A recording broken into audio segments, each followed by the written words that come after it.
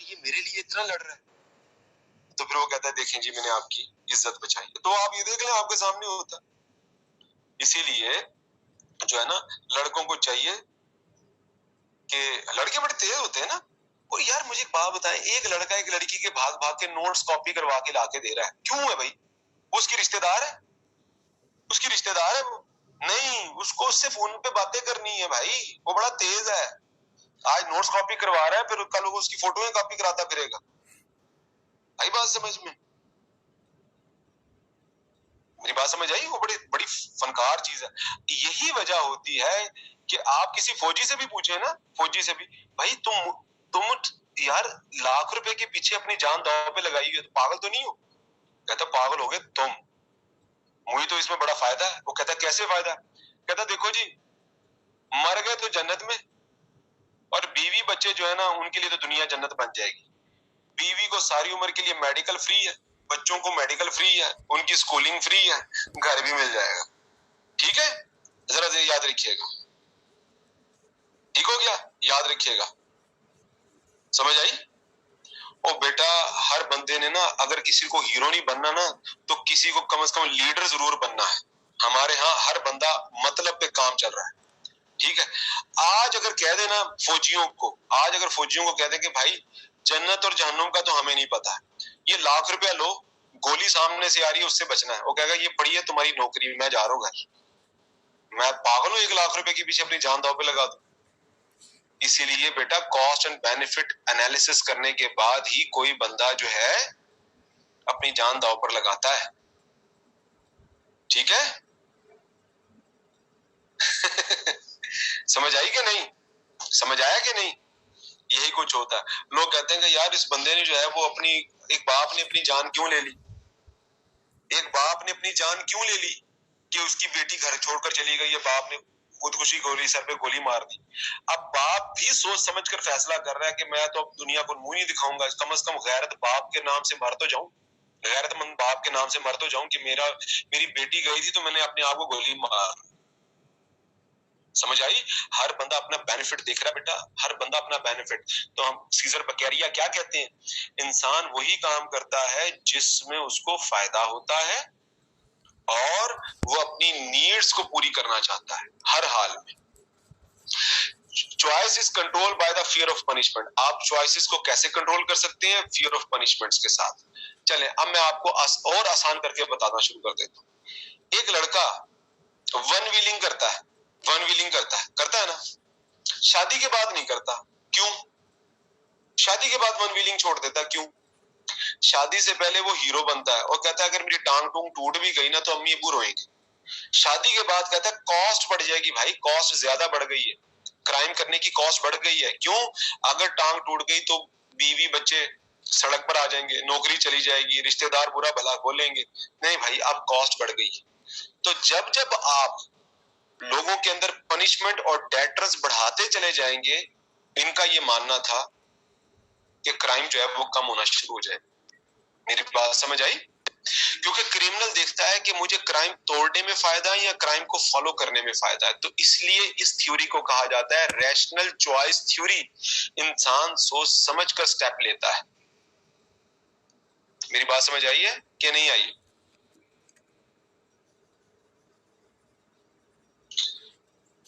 आखिरी एग्जांपल देकर आगे निकलता हूं। आपके सामने एक पुलिस वाला है, उसके हाथ में बंदूक है, ठीक है? और दूसरी जगह एक बंदा खड़ा है जो पुलिस वाले को थप्पड़ भी मार रहा है और पुलिस वाला उससे माफिया मांग रहा है। तो आप ऐसे पुलिस वाले से डरेंगे या उस शख्स से डरेंगे जो पुलिस वाले को थप्पड़ मार रहा है? मुझे बताएं, सिंपली बताएं। बदमाश से डरेंगे ना, बदमाश से डरेंगे ना, पुलिस वाले से तो नहीं डरेंगे। यही वजह है। इसीलिए वो कहते हैं कि अगर आपने क्राइम को खत्म करना है तो आप क्या करें? डेटर्स बढ़ा दें, कानून सख्त कर दें। ठीक है? समझ आ गया? आप कानून को तगड़ा कर दें, इसीलिए लॉ अच्छा बनाएं, कानून अच्छा बनाएं, तगड़ा बनाएं और लोगों पर इक्वली इंप्लीमेंट कर दें। इसीलिए वो कहते थे कि punishment should fit for crime. आपने क्राइम को सजा देनी है, क्रिमिनल को नहीं। मैं इस थ्योरी का नाम दोबारा रिपीट कर देता हूँ। इस थ्योरी का नाम है रैशनल चॉइस थ्योरी। इंशाल्लाह नेक्स्ट लेक्चर के अंदर डिटेल में पढ़ेंगे इस थ्योरी को। अभी तो मैं आज आपको इंट्रोडक्टरी लेक्चर दे रहा हूँ, इंट्रोडक्टरी। ठीक है, तो पनिशमेंट शुड बी स्वेयर। अब यहाँ पर कोई साइंस नहीं है, यहाँ पर ना तो कोई डिवाइन है, ना कोई गुनाह और सवाब का चक्कर है, कोई साइंस नहीं है, सिर्फ अकल है, अकल। इसलिए इसको रैशनल कहते हैं ना यार, रैशनल डिसीजन लेनी चाहिए आपको, अकल के मुताबिक डिसीजन लेने चाहिए। तो क्रिमिनल अपनी अकल के मुताबिक ही क्राइम करता है। आज कानून को तगड़ा कर दे, क्रिमिनल क्राइम करना बंद कर देगा, क्योंकि उसको क्राइम में फायदा नहीं नुकसान नजर आएगा कि यार अब तो पहले चोरी की सजा हाथ काटना थी, अब तो पांव भी काट देते। ठीक है, वो कहेगा नहीं यार अब क्राइम की कॉस्ट बढ़ गई है। जैसे आप महंगाई हो जाती है ना, महंगाई हो जाती है, आपकी परचेजिंग पावर कम हो जाती है, इसी तरह क्रिमिनल की भी परचेजिंग पावर कम हो जाती है। समझ आ गई? सेम इस तरह का मामला है। इसमें कोई क्रिमिनल हमेशा कॉस्ट एंड बेनिफिट को सामने रखते हुए, फायदे और नुकसान को सामने रखते हुए अपने डिसीजन लेता है। Punishment should be severe, swift and certain to control behaviour. Punishment की स्वेयर होनी चाहिए, स्विफ्ट यानी कि जल्दी होनी चाहिए। ऐसे नहीं है कि आप लटका के रखें केस। एक क्रिमिनल जो है वो किसी खातून की इज्जत लूट लेता है और जो वो बेल के ऊपर बाहर आ जाता है, तो फिर खातून क्रिमिनल से, वो कहते हैं कानून से तो नहीं डरेगी, उस बेचारे क्रिमिनल से, यानी कि वो बेचारी वो जो है ना क्रिमिनल से डरने लग जाएगी। वो कहेगी ये तो फिर बाहर आ गया, ये तो मुझे नुकसान पहुंचाएगा। तो जल्दी फैसले करें, late delay the justice, justice denial. अच्छा, जब 19वीं सदी में हम लोग पहुंचते तो यहाँ पर साइंस आ जाती है। अब साइंस क्या कहती है मेरे बच्चों? साइंस बड़ा जबरदस्त मामला करती है। साइंस कहती है कि कोई रैशनल चॉइस नहीं होती, सारा मामला आपकी बायोलॉजी पर डिपेंड करता है। साइंस ये कहती है there are multiple forces which can enforce the criminality. अब कहते हैं सर मल्टीपल फोर्सेस, आप पूछेंगे सर कैसे multiple forces? Biological forces, psychological forces, social forces, all these forces are. अब आप मुझे खुद बताइएगा, अपना ओपिनियन दीजिएगा कि रैशनल चॉइस थ्योरी अच्छी है या ये पॉजिटिविज्म की थ्योरी अच्छी है कि जो कहती है कि मल्टीपल फोर्सेस है। मुझे आप बताइएगा, आपने जरूर अपना पॉइंट ऑफ व्यू देना है, अपना पॉइंट ऑफ व्यू जरूर देना है कि सर कौन सी थ्योरी अच्छी है और कौन सी थ्योरी बुरी। 19th सेंचुरी पॉजिटिविज्म के अंदर आ गया है, तो अगस्त कॉम्टे कहते हैं कि अब हमें क्राइम को अंडरस्टैंड या सोसाइटी को अगर अंडरस्टैंड करना है तो उसमें साइंस का इस्तेमाल करना पड़ेगा, साइंस का, साइंटिफिक मेथड का इस्तेमाल करना पड़ेगा क्राइम को सॉल्व करने के लिए। इनका ये मानना है, ये 2 पॉइंट्स लिख रहे हैं। Human behaviour is a function of forces beyond a person control. अच्छा, आप मुझे ये बता, आप कह सकते हैं कि कुछ फोर्सेस इंसान की बस से बाहर है? आप ये मानते हैं? Human behaviour is a function of forces beyond a persons control. मानते हैं कि यार मेरी कंट्रोल से बाहर? ठीक हो गया। और अगर हमने इसको ठीक करना है तो हम उसको साइंटिफिक मेथड के थ्रू ठीक कर सकते हैं। किसी हद तक बात आपकी बिल्कुल ठीक है, बिल्कुल ठीक है, बिल्कुल ठीक है। अब शुगर पेशेंट है, उसका बिहेवियर उसके कंट्रोल में है? बताएं जरा। शुगर का पेशेंट है, high sugar, high blood pressure का पेशेंट है, उसका बिहेवियर उसके कंट्रोल में है? नहीं है ना। इसीलिए उनका ये मानना था कि इंसान का बिहेवियर उसके कंट्रोल में नहीं है। आप उसको भूखा रखें, वो जानवर बन जाएगा, उसको सही और गलत में तमीज भूल जाएगी। बात तो बड़ी हद तक ठीक है, बहुत हद तक ठीक है। इसीलिए चार्ल्स डार्विन के फिनोमिना को इन्होंने फॉलो किया और इन्होंने कुछ स्टडीज इंट्रोड्यूस करवाई। मैं आगे जाके आपको बताता हूं, एक मिनट जरा होल्ड कीजिए।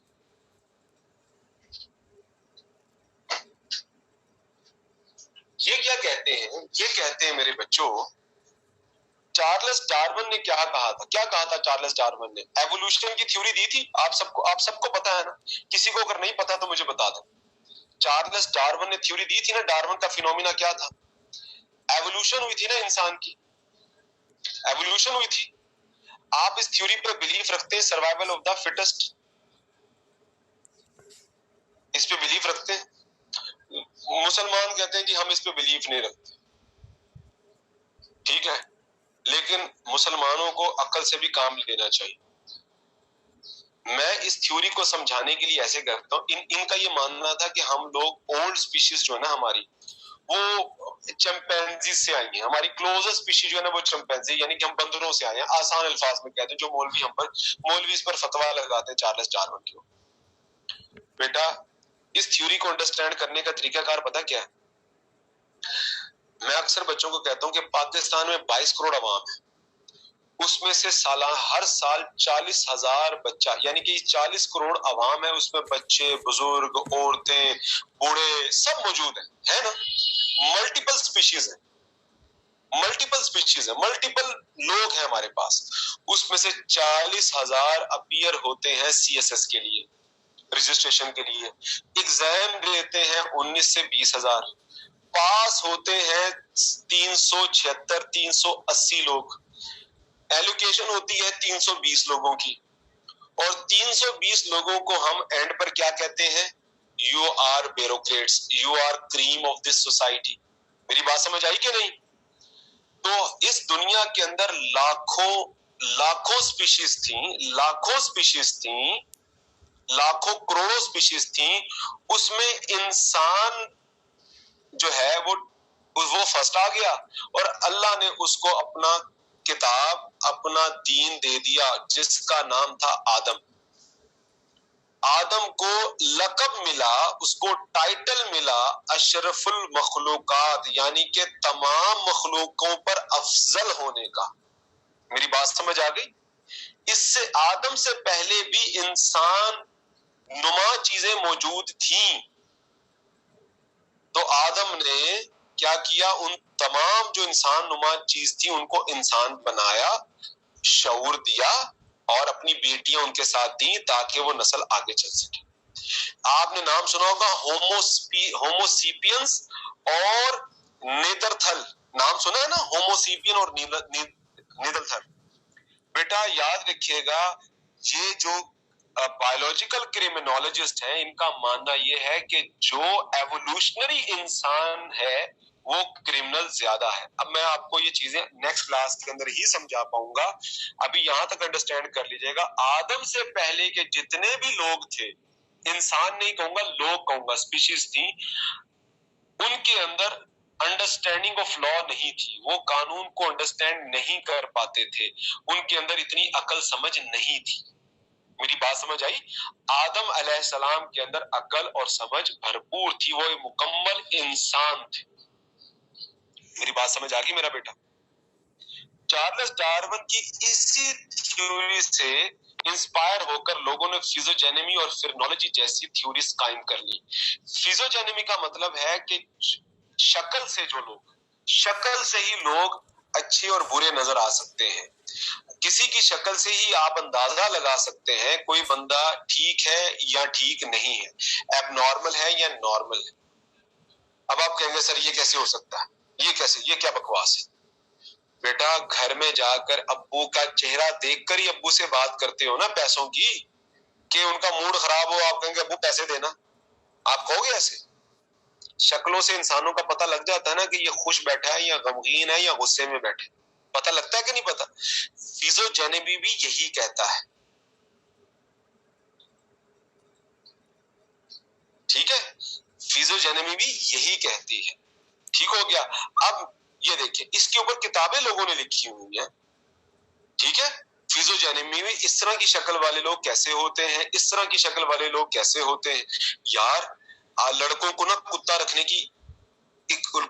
का एक शौक होता है लड़कों को। आप में से अगर किसी लड़के को कुत्ता रखने का शौक है या जानवर रखने का शौक है, तो वो उसके हाथ पांव और दांतों को देखकर अंदाजा लगाते हैं कि यार ये किस नस्ल का है ना? तो हम लोग इंसानों के बारे में भी यही देखकर आइडिया लगाते हैं फिजियोजेनेमी, यानी कि फिजिकल और facial features reveal your natural disposition, कि आप कितना नेचुरल डिस्पोजिशन के ऊपर हैं। तो इंसान की शक्लें, उनके खदोखाल बताते हैं कि ये बंदा क्रिमिनल है या नॉन क्रिमिनल। अब मैं आपको सुमैया बता दूं, सुमैया ने पूछा कि कुछ कॉमन फीचर्स होते हैं। मोस्ट करली हेयर्स, टेढ़ा मेढ़ा चेहरा, ठीक है, टेढ़ी मेढ़ी नाक, रिंकल्ड वाला फेस, बड़ा बड़ा जबड़ा, ये बेसिक फीचर्स हैं क्रिमिनल्स के। ठीक है, क्रिमिनल्स के बेसिक फीचर्स। मोस्ट करली हेयर्स जिसको अगर बात करें, फिरनोलॉजी का मतलब है ये दिमाग की स्टडी है, स्कल्स की स्टडी है, दिमाग। ठीक है, वो वहां पे जाऊंगा। करली हेयर्स का मतलब पता क्या होता है हिरम? जितने करली हेयर्स या वेवी हेयर्स वाले लोगों को देखेंगे ना, उनमें रेजिलियंस सबसे ज्यादा होती है। रेजिलियंस, जितना ज्यादा करली हेयर होता जाएगा उतनी इंसानी नफ्सियात में रेजिलियंस सबसे ज्यादा होती है हिरम। जितने स्ट्रेट बाल वाले होते हैं वो उतना ही रूल्स को फॉलो कर लेते हैं। करली हेयर्स के अंदर आपको सेंस ऑफ ह्यूमर भी सबसे ज्यादा नजर आती है। सेंस ऑफ ह्यूमर, ये मैं नहीं कह रहा, ये फिजियोजेनेमी की स्टडी कह रही। ठीक है, अच्छा, फिर बायोलॉजिकल डिटर्मिनेशन की थ्योरी दी है। अब मुझे नहीं किसी ने बताना, हाँ करली हेयर्स है तो ये लोग जो होते हैं रेजिलियंस होते हैं, ये बात सीधी तरह नहीं मानते हैं, ये थोड़ा सा क्वेश्चन मार्क जरूर लगाते हैं। क्यों करना है भाई, कैसे करना है भाई, क्यों कर रहे हैं हम लोग, हम किसी के मुलाजिम लगे हुए, हम ऐसे हैं, हम ऐसे हैं। इनके अंदर ये चीजें आती है, ये जल्दी कहना नहीं मानते।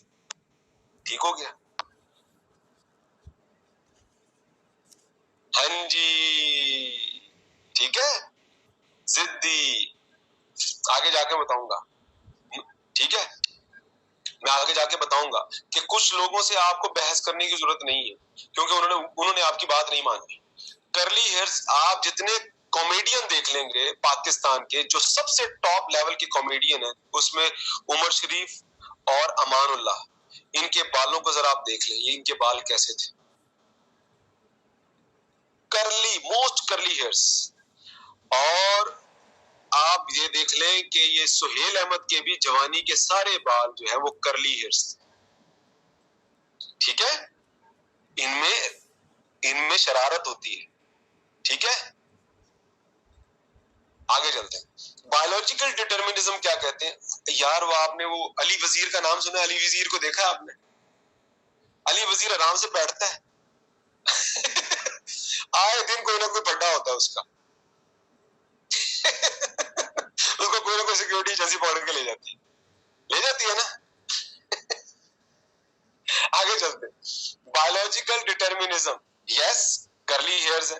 और मैं आपको ये भी बताऊंगा कि जितने पतले लोग होते हैं वो इंटेलेक्चुअल तो हो सकते हैं लेकिन जिद्दी भी होते हैं।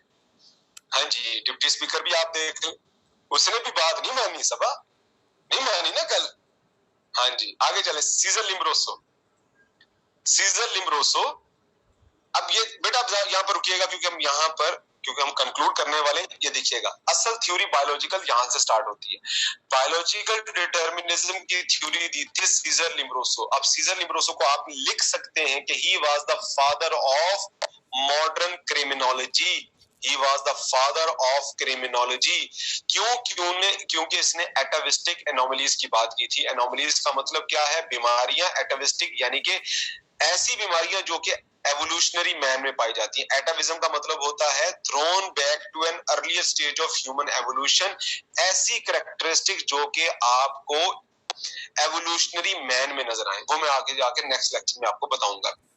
सोशल पॉजिटिविज्म आ जाता है जिसमें सोशियोलॉजिकल फैक्टर्स आते हैं, जिसमें गुर्बत, अफलास, बेरोजगारी, स्ट्रक्चर का बर्बाद हो जाना, इदारों का बर्बाद हो जाना, ये भी इंसान को क्रिमिनल बना सकते हैं।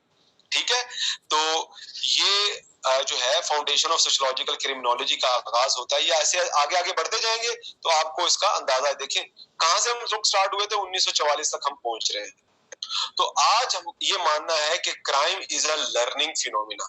तो historical brief history of criminology यहीं से ये देखिए 1966 के अंदर स्टार्ट कहां से लिया था? 735 से कहां पर पहुंच गए? 1966। आज हमारा मानना है कि इंसान क्रिमिनल बनता है अपनी तरबियत के ऊपर, चाहे वो मर्द है, औरत है, बूढ़ा है, बच्चा है, काला है, गोरा है, कोई बंदा भी क्रिमिनल बन सकता है अगर हमने उसकी तरबियत क्रिमिनल वाली की है तो। ठीक है, तो ये हमारा अब बिलीव बनता चला जा रहा है। ठीक है, both view criminality is a failure of socialisation. तरबियत अगर अच्छी नहीं है तो आप उसको क्रिमिनल बना सकते हैं। जाहिर जाफर की तरबियत अच्छी नहीं थी इसलिए वो क्रिमिनल बन गया। सर इसमें फिर बिहेवियर कैसे कंट्रोल होगा जब पर्सनल वायलेंस? सादिया, ये देखिए सादिया, आपने अच्छा क्वेश्चन पूछा। ये देखिए मैं आपको दिखाता हूँ क्या लिखा हुआ है। Embarrassing the scientific method to solve the problem। इसका मतलब है कि हम लोगों को साइंटिफिक मेथड का इस्तेमाल करके उसके प्रॉब्लम को सॉल्व करना पड़ेगा। हमें उसका एमआरआई करवाना पड़ेगा, सीटी स्कैन करवाना पड़ेगा, हमें देखना पड़ेगा उसके दिमाग में कौन सी गैसेस हैं जिसकी वजह से उसके अंदर हाइपर एक्टिविटी है। हमें देखना पड़ेगा अगर वो हैप्चुअल क्रिमिनल है तो हमें उसको आगे मजीद उसके क्रिमिनल बच्चे पैदा होने से बचाने पड़ेंगे। ठीक है, तो क्या है एम्बैरसिंग द साइंटिफिक मेथड। मैं कंक्लूड करने लगा हूं, वेस्टर्न में से ब्लैक कंप्लेक्शन वाले बहुत क्रिमिनल होते हैं। रीजन बस उसकी सबसे बड़ी रीजन पता क्या होती है? उसकी सबसे बड़ी रीजन बायोलॉजिकल और सोशियोलॉजिकल। अगर आप इन लोगों को देखेंगे, कहते हैं ब्लैक्स पर एतबार ना करें। ब्लैक्स के ऊपर एक तो ट्रस्ट डेफिसिट वैसी अंग्रेजों का, एक तो वो पॉवर्टी लाइन के अंदर सबसे ज्यादा है, दूसरे नंबर पर उनका एवोल्यूशन का भी मसला है। वो अपने कालों से बाहर शादी नहीं करते, इसलिए उनके अंदर एक अच्छे जीन्स पाए नहीं जाते। बराक हुसैन ओबामा को देखें कि वो एक इंटेलिजेंट आदमी है। क्यों? क्योंकि बाप और माँ की नस्ल में फर्क है। ठीक है, वो मिक्स ब्रीड है। जो प्योरली ब्रीड होते हैं ना काले, उनके अंदर आपको क्रिमिनलिटी ज्यादा नजर आती है। इसी तरह से मैं आपको बताऊं क्या बासित, हमारे यहाँ अंग्रेजों ने बकायदा तौर पर कानून बनाया हुआ था। कानून अंग्रेजों ने, इसी बेस पर आप कहेंगे सर वो कौन सा कानून? मैं दिखाऊं आपको, दिखाता हूँ, एक मिनट ठहरो जरा। जाना नहीं आप लोगों ने, ये बड़ा मजेदार सब्जेक्ट है। मैंने आपसे पहले कहा था कि ये सब्जेक्ट बड़ा मजेदार होगा। ठीक है, ये देखिए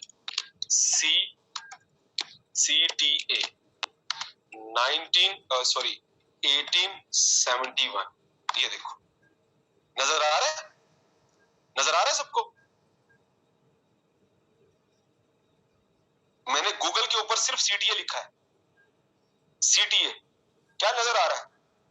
Since 1970, the various pieces of colonial legislation in India bring British rule where the collective called the Criminal Tribes Act। ये क्रिमिनल ट्राइब एक्ट का मतलब ये है कि हमने इन अंग्रेजों ने कुछ ट्राइब्स को बकायदा तौर पर क्रिमिनल साबित कर दिया था।